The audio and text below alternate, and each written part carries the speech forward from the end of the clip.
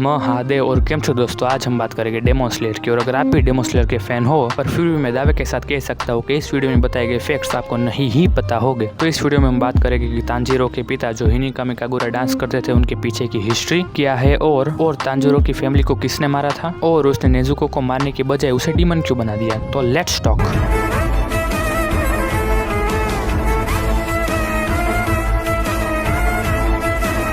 तो इस वीडियो में मैं कुछ बात क्लियर कर देता हूँ जो बहुत सारे लोगों को सीज़न 2 आने के बाद भी नहीं पता होगी। पहला, जो तांजीरो है वो हमारा ये तांजीरो है, और जो तांजीरो है वो उसके डैड है। तो अगर आपको इसमें तांजीरो में कोई डिफरेंस हो तो फिर तो तांजीरो की फैमिली कई सौ सालों से हिनिकामी कागुरा डांस कर रहे हैं। इस रिचुअल में फैमिली का मेन मेल सनसेट से अगली सुबह सनराइज तक बिना थके बिना रुके डांस करता ही जाता है। आप इसे सन ब्रीथिंग का ही एक फॉर्म समझ सकते हो, क्योंकि तांजीरो की फैमिली अपने भगवान सन को उनके सनसेट के अगली सुबह सनराइज तक बिना थके बिना रुके डांस करने का मेन मोटिव है उनकी आस्था। एग्जाम्पल देके समझाऊं तो जैसे माता जी की भक्ति करने के लिए हमारे गुजरात में लोग गरबा करते हैं। सो में आपने इसे तांजीरो के डैड तांजीरो को ये करते हुए देखा होगा। और तांजीरो की फैमिली जनरेशन टू जनरेशन ये हिनिकामी कागुरा डांस पास आउट करते ही जाते हैं। तो अब मेन सवाल आता है कि उनको ये डांस सिखाया किसने। तो अब समझो कि अगर डेमन स्लेयर की बात हो रही है और उसमें सन ब्रीथिंग का नाम आए तो उसमें योरिची की बात ना हो, ऐसा हो ही नहीं सकता। तो इनमें से जिन व्यूअर्स को योरिची के बारे में नहीं पता उन्हें मैं थोड़ी सी जानकारी दे देता हूँ। योरिची डेमन स्लेयर यूनिवर्स के से पहले व्यक्ति थे जिन्होंने ब्रीदिंग स्टाइल्स को इंट्रोड्यूस किया, और फिर उन्हीं के ऊपर से fire breathing, water breathing, east breathing आई। और जो योरिची सन ब्रीदिंग करते थे वो इतनी हार्ड होती थी कि उसे आज तक डेमन स्लेयर की पूरी हिस्ट्री में कोई नहीं कर पाया। तो ये ब्रीदिंग कामाडो फैमिली तक पहुंची कैसे। और योरिची जो सन ब्रीदिंग के स्थापक थे, कामाडो फैमिली के एक मेंबर ने तब उनकी मदद की थी, जिससे वो उनके फ्रेंड बन चुके थे। वैसे तो योरिची ने सन ब्रीदिंग बहुत से लोगों को सिखाने की कोशिश की,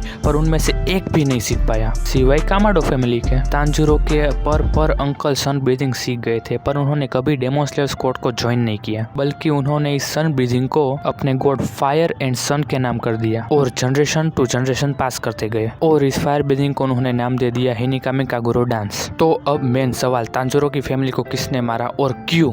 तो समझो तांजीरो की फैमिली बाहर से दिखती नॉर्मल है, पर वो नॉर्मल है नहीं। तांजीरो की बात करें तो बीमार दिखते हैं, पर सन ब्रीथिंग के कारण वो बहुत ज्यादा ताकतवर है। इतने ताकतवर कि वो एक सिर्फ कुल्हाड़ी से 8 फुट के भालू का गला काट सकते हैं, वो भी बिना किसी थकान के, जबकि वो बीमार है। तो तांजीरो थे तो बहुत ही दबंग। इतनी बीमार हालत में भी इतने बच्चे, खैर छोड़ो, वो हमारा टॉपिक नहीं है। पास्ट में योरिची ने सन ब्रीथिंग की हेल्प से दी डीमन किंग मुजेंग किबुत्सुची को ऑलमोस्ट मार ही दिया था। और जब मुजेंग को पता चला होगा कि पहाड़ों में कुटुंब रहता है जो सन ब्रीथिंग का इस्तेमाल करता है डे टू डे लाइफ में, तो उस पे क्या बीती होगी। उसकी तो फट के हाथ में आ गई होगी, क्योंकि पहले भी बेचारा मरते मरते बचा है और पूरी दुनिया पे भी तो राज करना है। और फिर इसीलिए या तो फिर उसने किसी डीमन को, जिसके चांसेस बहुत कम है, या फिर खुद वहां जाके सभी के सभी कामाडो फैमिली मेंबर्स को मार दिया। तो सवाल आता है कि तांजीरो के डैड तो बहुत ताकतवर है, एक कुल्हाड़ी से किसी का भी काम तमाम कर देते हैं, और उन्हें सन ब्रीथिंग की भी तो नॉलेज है। तो जैसे कि मैंने पहले भी बोला था कि योरिची के अलावा पूरी हिस्ट्री में किसी को भी सन ब्रीथिंग की प्रॉपर नॉलेज या फिर उसका फुल फॉर्म पता ही नहीं है। इस तरह तांजीरो भी सिर्फ 1-2 फॉर्म्स ही जानते थे, उससे वो चाहते तो लोअर या अपर मून,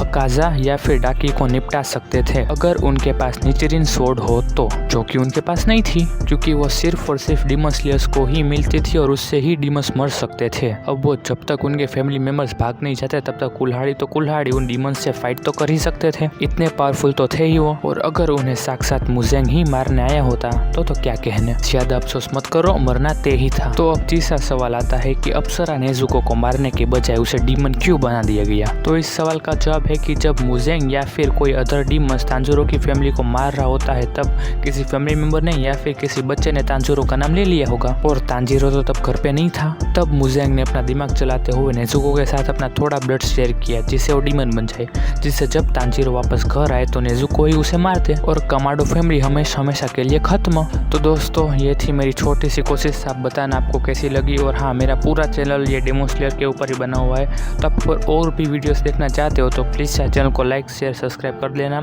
आपको नोटिफिकेशन आ जाएगा। हम मिलते हैं आपसे नेक्स्ट वीडियो में, तब तक के लिए महादेव।